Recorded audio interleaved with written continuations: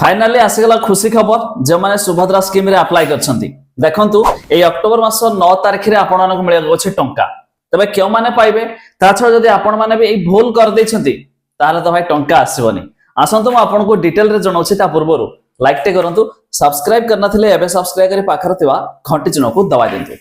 Fast all तो आपण जानिछंती जतबे प्रथम पर्याय बा फर्स्ट इंस्टॉलमेंट आसला सितंबर 17 तारिख रे 25 लाख हिताधिकारी के मध्ये टंका आछि सेतबेले 50 लाख लोक अप्लाई करथिले एबे प्राय 92 लाख रु अधिक लोक अप्लाई कर सारलेनी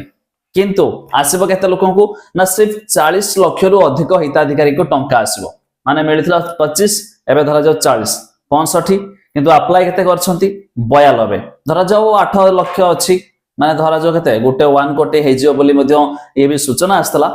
किंतु बाकी जो लोक रहि जिवे समान को पुणी थर्ड फेज रे मध्ये मिलिबो तबे अपडेट देखंतु फास्ट ऑल तो आपण मन तो अप्लाई कर देछंती एथिरे अकाउंट नंबर लेखिया पई केने नथिला किंतु जदि आपण एई भोलटी करथिबे टंका पाइबेनी कोन ना आपण को आधार कार्ड रे कोनोसी बैंक अकाउंट लिंक नथिबो जोटा कि एबे कहया जाउछि कोन डीबीटी जदि आपण कर डीबीटी ठीक नाही तबे आपण केमिति चेक करिवे कि भाई मोर आधार कार्ड अछि से आधार कार्ड रे मोर बैंक अकाउंट लिंक अछि कि नहीं ता ऊपर म ऑलरेडी एको वीडियो बनैछि से लिंक दे देबे डिस्क्रिप्शन ले आपण जाई देखि दे कि निजर आधार कार्ड सहित लिंक अछि नै चेक कर दियंतु जदि आपनकर सब ठीक ठाक अछि आ गोटे भी काम करिया पड़ो आपनको बैंक अकाउंट रे केवाईसी अछि नै देखंतु काहे कि ना बेले बेले बैंक अकाउंट रे केवाईसी नथिले सरकार जो टंका पठाउछंती से आधार कार्ड माध्यम रे पठा दोछंती तबे आपनको आधार कार्ड रे तो बैंक अकाउंट लिंक अछि किंतु यदि केवाईसी नथिबो तबे अकाउंट रे मध्ये जमा हेबो नै तबे ए होछि कथा ता परे भी सब ठीक हेले भी टंका मिलियो बोली कोनोसी ग्यारंटी नै काहे कहले ये होछि नसीब काहे कोन कहले ना सरकार 40 लाख रु अधिक लोक को पठाइबे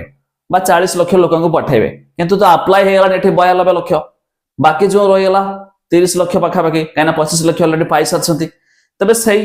जार भाई नसीब थिबो सामाने पाइ जबे किंतु भाई टेंशन नाही आपण माने अप्लाई कर दे छथि माने आज नहले भी काली टंका आपण पाइबे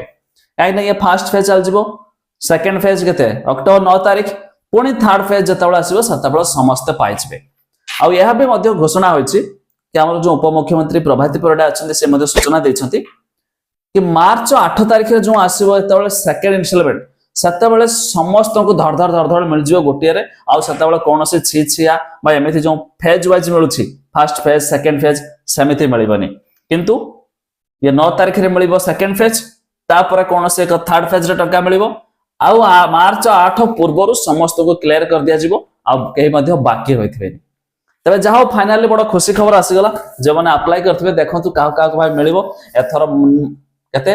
अक्टोबर 9 तारिख रे पुणी आसे जाउछे टंका तबे आपण माने तो खुशी खबरटे जानिले शेयर करी संग साथी मानन को जणा दियंतु आ जो दुईटी कथा म कहली आपनकर डीबीटी ठीक ठाक अछि कि नै चेक कर दियंतु।